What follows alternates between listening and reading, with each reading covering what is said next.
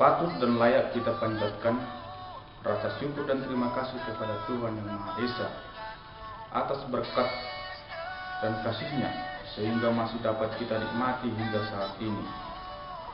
Ada pepatah yang mengatakan, kenal maka sayang, tak kenal maka tak sayang. Perkenalkanlah, saya Edi Gunawan Banjarnahor, berasal dari Medan, alumni dari Institut Sains dan Teknologi Kedepar Dede. Dengan jurusan yang saya ambil ialah teknik pertambangan. Adapun visi saya sesuai dengan isi pidato ini di video ini adalah terwujudnya pelestarian lingkungan hidup yang dilandasi peduli, handal dan proaktif dalam melestarikan lingkungan yang berkelanjutan. Hadirin sekalian, kegiatan pertambangan berlangsung selama beberapa ratus tahun yang lalu.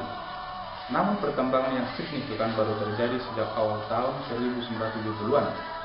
Hal ini dipicu oleh masuknya investor pertambangan dunia dan semakin berkembangnya tenaga ahli pertambangan di Indonesia.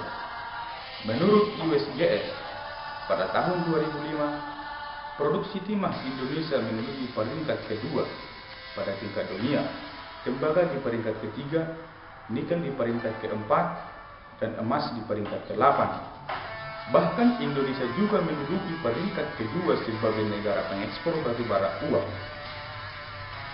Hadirin yang saya banggakan, pertambangan selalu mempunyai dua sisi, yaitu sebagai pemicu kemakmuran ekonomi dan berpotensi untuk menimbulkan dampak terhadap lingkungan.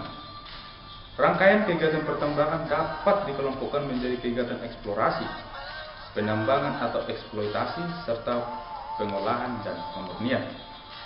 Kegiatan penambangan memiliki beberapa dampak penting seperti dampak sosial, ekonomi, dan budaya, serta menurunnya kualitas air sebagai akibat erosi dipicu oleh terbukanya lahan serta reaksi pelindian air tambang dengan batuan atau biasa disebut dengan air asam tambang dan karena limbah. Hadirin yang berbahagia, air asam tambang terbentuk sebagai hasil oksidasi mineral sulfida yang terkandung dalam batuan oleh oksigen di udara pada lingkungan berair. Di Indonesia, penelitian dan pengembangan air asam tambang belum terkoordinasi dengan baik.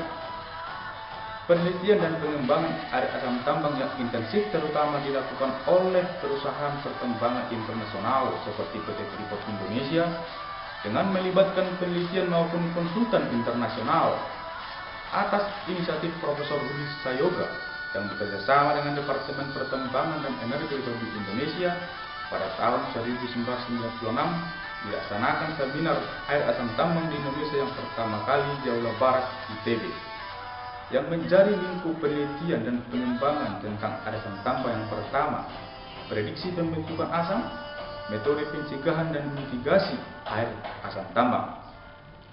Hadirin yang saya cintai, metode prediksi yang digunakan adalah statik dengan memperhitungkan keseimbangan material berbentuk asam atau spirit dan penetrar asam atau alkali, yang dikenal dengan S-based accounting. Uji kinetik dikembangkan untuk memprediksi kualitas air lindian atau batuan yang berpotensi membentuk air asam tambang.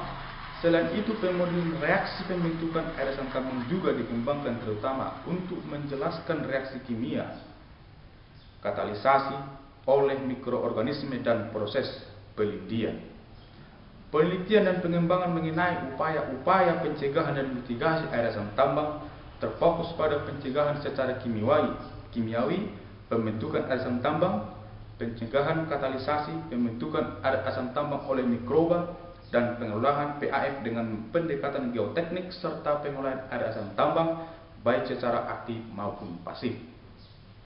Hadirin yang saya banggakan, mengingat bahwa lebih dari 95% tambang Indonesia adalah tambang terbuka, maka pemahaman dan tentang karakteristik hujan di wilayah pertambangan yang pada umumnya intensitas hujan yang tinggi tentunya sangat diperlukan. Sektor pertambangan merupakan salah satu sektor yang masih dapat diandalkan untuk pembangunan Indonesia ke depan. Tantangan terbesar adalah upaya berkelanjutan untuk menyempurnakan praktik pertambangan yang baik atau disebut dengan good mining practice dengan fokus meminimalkan atau jika mungkin meniadakan dampak terhadap lingkungan, terutama dampak terhadap lingkungan perairan.